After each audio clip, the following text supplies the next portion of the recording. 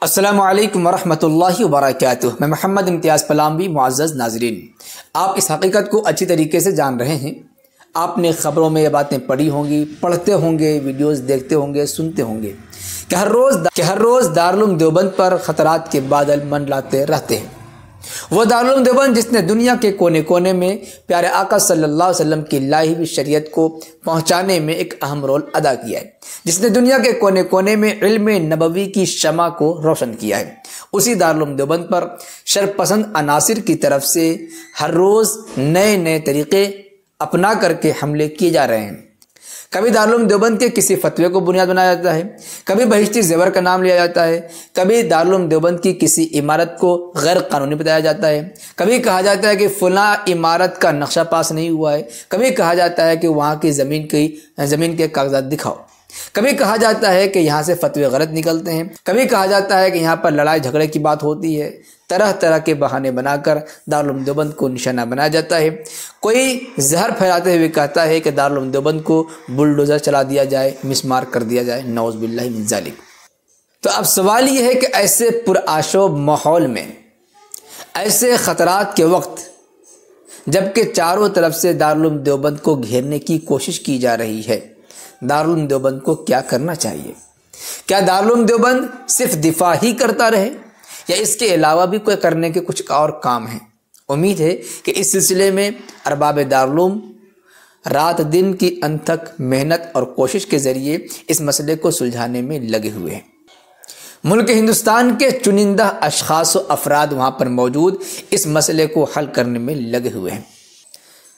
हमारा कुछ कहना ऊँट को जीरा खिलाने के मानिंद है, हमारा कोई मशवरा देना सूरज को चराग दिखाने के मानिंद है। लेकिन फिर भी कुछ बातें अर्ज़ करने जा रहा हूँ, लेकिन याद रहे कि ये बात मेरी नहीं है, बल्कि एक अखबार में समीर चौधरी की रिपोर्ट छपी हुई है। वही रिपोर्ट हम पढ़ करके आपको सुना रहे हैं। कहते हैं, यह मक़ूला है कि ज़बान मेरी है, बात उनकी, बस यही समझ लीजिए। एक अखबार में जो बातें छपी हुई हैं अरबाब दारुल उलूम के मुतालिक, वो बातें आपकी खिदमत में अर्ज़ करने जा रहा हूँ, इस इरादे से कि शायद फूलों से होते हुए बात बाग़बां तक पहुँच जाए। तो चलिए बिला ताख़ीर समीर चौधरी साहब की रिपोर्ट पढ़ करके हम आपको सुनाना चाहते हैं कि उन्होंने दारुल उलूम देवबंद के मुतालिक कितनी अच्छी बातें कही हैं। चुनांचे वो लिखते हैं कि कुछ काम दारुल उलूम देवबंद को भी करने चाहिए। समीर चौधरी क्या कहते हैं? आलम इस्लाम में अपनी मुनफरिद व मुमताज़ हैसियत रखने वाले दीनी इदारे दारुल उलूम देवबंद के ख़िलाफ़ इस वक्त नए फितने खड़े किए जा रहे हैं। उसके बावजूद अरबाब दारुल उलूम देवबंद अभी तक दिफाई पोजीशन में है, हालांकि अब पानी सर से ऊपर जा रहा है, इसलिए आइनी तरीके से हालात का मुकाबला करने की ज़रूरत है, वगरना ये लोग मज़ीद नई नई साजिशें रचेंगे।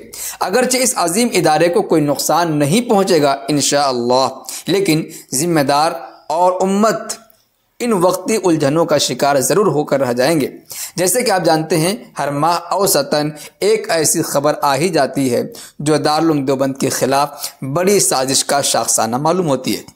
कभी मकामी इंतज़ामिया इदारे की कदीम ज़मीनों के कागजात खंगालती है, तो कभी कदीम इमारत के नक्शे तलब कर लिए जाते हैं और नक्शे पास न होने पर जुर्माना वसूल किया जाता है।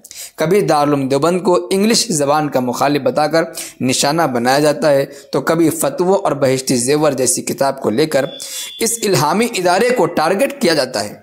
ये तमाम वाक़यात हालिया हैं। उसके अलावा अंदरूनी उमूर में भी इंतज़ामिया को सख्त चैलेंजेस का सामना है। बहरहाल ये होगा क्योंकि इस वक्त हवा मुखालिफ है, लेकिन इसका मुकाबला करने के लिए कुछ तब्दीली भी वक्त की ज़रूरत है। इस वक्त दारुल उलूम देवबंद को हाई टेक होने की ज़रूरत है। बेशक आप उसूल हश्तगाना पर कायम रहें, क्योंकि यही इस अजीम इदारे की असास है, और अपने निसाब उलूम हस्ब रिवायत पढ़ाएँ, लेकिन इस निसाब के तहफ़्फ़ुज़ के लिए मौजूदा ज़माने के मुताबिक कुछ इक़दामात भी किए जाने चाहिए, जिसमें अव्वलीन तौर पर दारुल उलूम देवबंद की वेबसाइट को फ़िल्टर किया जाए और किसी फतवा या मवाद को साइट पर अपलोड करने से कबल उसको मुफ्तियान किराम के साथ साथ जदीद हालात से हम आहंग टीम बनाकर उससे पास कराना बहुत ज़रूरी मालूम होता है। उसके अलावा ज़िम्मेदारान दारुल उलूम देवबंद बिलखुसूस अरकान शूरा की तवज्जो इस जानिब मबजूल कराने की जसारत कर रहा हूँ कि दारुल उलूम देवबंद के लिए बाकायदा लीगल सील का क़याम अज़ हद ज़रूरी है, ताकि दरपेश तमाम अंदरूनी और दाखिली उमूर से आइनी तरीक़े से निपटा जा सके। वहीं हालात की ज़रूरत के मद्देनज़र मीडिया सील का क़याम या कम अज़ कम 2 मीडिया तर्जुमान ऐसे मुकर्रर किए जाएँ जो दीनी व असरी उलूम में महारत के साथ मौजूदा मुतअस्सब मीडिया का हिकमत अमली के साथ मुकाबला करने की सलाहियतों से लबरेज हों। बेशक दारुल उलूम देवबंद को किसी टीवी डिबेट में नुमाइंदगी की ज़रूरत नहीं है, लेकिन कम अज़ कम जो अपने मसाइल हैं उन पर दुनिया के सामने सही सूरत हाल का वाज़ेह किया जाना बहुत ज़रूरी है, ताकि नई नस्लें हालात की संगीनी, मुखालिफिन की साजिशों और दारुल उलूम देवबंद की ज़र्री खिदमात से बखूबी वाकिफ़ हो सकें। बकिया सफ़ा नंबर 6 पर उसे भी पढ़कर सुना देते हैं। देखिए बकिया कुछ काम। इस वक्त कौमी मीडिया और सोशल मीडिया पर दारुल उलूम देवबंद के ख़िलाफ़ एक तूफ़ान खड़ा है और इस शोर में दारुल उलूम देवबंद का मौक़िफ़ कहीं वाज़ेह नहीं हो सका, जिस पर गौर फिक्र करने की ज़रूरत है। जिस तरह दारुल उलूम देवबंद के ख़िलाफ़ एक मुबैना IT सेल काम कर रही है और कमज़ोरियों को तलाश करके उन्हें मंजर आम पर लाकर इदारे को नुकसान पहुँचाने की नाकाम और मज़मूम कोशिश कर रही है, इसी तरह मकामी सतह पर भी कुछ सतही ज़हनियत के लोग हुकूमत की सुरखरुई हासिल करने और अपने सियासी कद को ऊँचा करने के लिए दारुल उलूम देवबंद के ख़िलाफ़ नए फितने खड़े करने की कोशिशों में मसरूफ़ हैं।